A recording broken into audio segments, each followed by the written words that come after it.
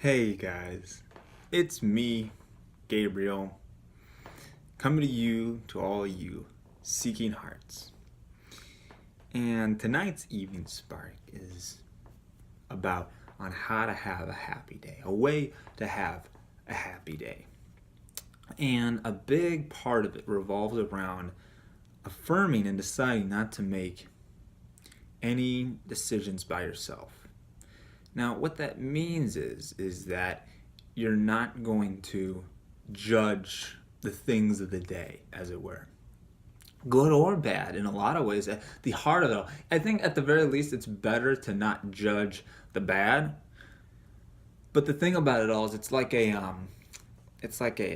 pendulum, because when we say, "Oh, this is really good," you needed a reference point for which to say that that was really bad. For to reference it from one another, or else, how do you know? And that's the thing. It does kind of seem depressing, actually, to say remove, uplift yourself from the ignorance of good and bad. But I think it stems from the notion that I think it's one of those things that as you do away with the ignorance of the bad, it will help uplift your discernment and understanding of the good. Because I think everybody wants a happy day. It's not so much the problem, but rather how we get there. So we're gonna figure it out. Kind of should have said that at the beginning, but we're here now. So with that, the whole ignorance of good and bad, when something potentially quote unquote bad happens, how many times have you had? I can think of plenty of times. Like, for instance, when like a common one is when you get like a breakup or you lose a job or something like that. There seem to be very like some of the I think the big things that seem to be what people would relate to when they think of something bad happening. A family member, a loved one dies. Those are kind of the harder ones to grapple with, and you know. But this, I'll say this is more centered towards the day-to-day stuff, because that obviously happens within the day. It all is the same, but for some of us, that's harder to like handle. But the principle is all there. So, anyways, don't get derailed because you can't wrap your mind around the notion of, okay, how can I reconcile this theory, this belief system, with something of that magnitude? It kind of, we seem to trouble ourselves over those things. That's not the point. I feel like I'm getting derailed here. The point is, with this, there's this ignorance of good and bad, and it's really important for us to be able to step aside. And a big part is being able to not set the rules for how we're supposed to have a happy day. Resonate and pray and meditate on the essence of the happy day. What would you think on this day that would be happy? But it's important to do it in such a way to where you're not caught up in X, Y, and Z has to happen. You create these expectations, these worldly expectations. Because then what happens is that by doing that, you're setting the rules. You're setting the rules that say, well, this has to happen. If this doesn't happen, then I won't be happy. Or this has to happen for me to be happy. And that just, what happens is that we end up, one, a lot of times our expectations are not met, because who's to say that that's how it has to happen? When you set the rules, it's in a sense what you're telling yourself in your mind is, I've already decided what I want to do, and I'm not even going to ask the Holy Spirit. And so what's going to happen when the Holy Spirit gives you an answer? It's going to conflict with yours, and so then you're going to have conflict. Because the idea of every happy day should be that of one of peace. And if your peace meter isn't where it should, you can know that you've gone one way or the other that has not unfolded the greatest happiness. Because you also have to establish the truth that God has your best interest in mind more than you even know. So whatever may happen, we should rejoice, because we can recognize that everything is for your complete and total benefit. When you start looking at it in terms like that, it's and doing away with the belief that of the ignorance of this is good, this is bad, the illusion of all that, and look at it more in terms of I want to go forward with this to be able to express the Christ, to be able to better see the face of Christ in everything and everyone that I perceive. And when we do that, I think what comes of it is a far better day that transcends these ignorant claims of good and bad and things like that, because sometimes it is in our greatest failures that we have found the greatest joy. Think about like crappy situations you've been in, but yet there was still happiness and a love. I can think of a fair few. I mean, think of, like, for instance, I'm in the Air Force, and during basic military training, BMT, it's a pretty crappy situation, but yet I have experienced, where I've had a lot of lows during that time, there was also, I've met some of the greatest people, some really genuine people through that. So it's obviously not the event itself. So it's about taking away all that emphasis on having your happiness rest on something like that, of a pin, even smaller than this. All of our happiness in so many things seems to be resting on these like little pins, and if it goes one way or another, a little whisper can cause it to shatter and just fall completely over and just destroy your entire worldview. That's very unstable. And so when we step back and recognize, one, that all of our needs are fulfilled, and when we see that all of our needs are fulfilled, it really does help us not feel so deprived, because attack is born from deprivation, because you feel like, because I'm deprived of love, of intellectuality, of you've deprived me of feeling accepted because you laughed at me for whatever reason, then you feel judged, and you feel like you need to attack in retaliation because of what you've done to me. But you got to break the cycle. So with all of this,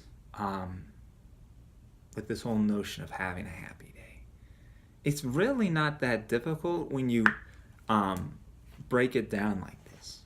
That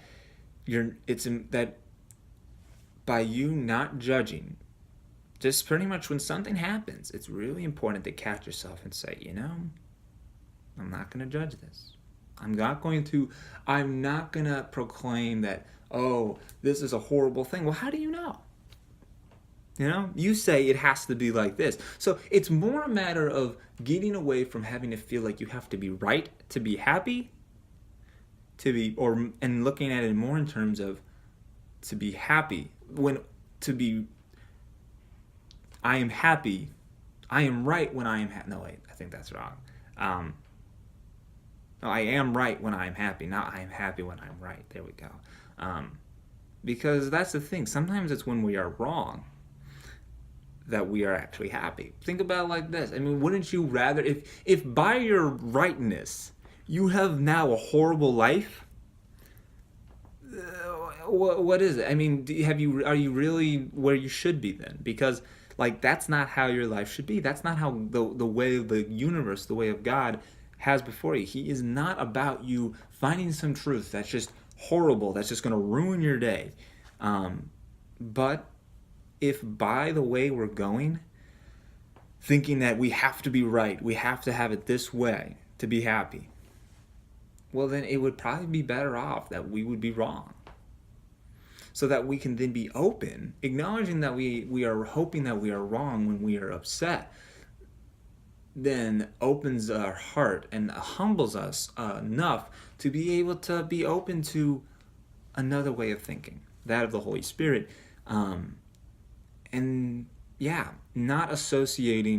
Not being so quick to associate, well, this is happening, so I have to be unhappy. First off, who's saying you have to be unhappy? I'm not. I don't think someone else is necessarily, and even if they are, they didn't make you. They don't, maybe they may be your parents, but they do not react for you. They do not know your future. They do not, respond for you. They are not you.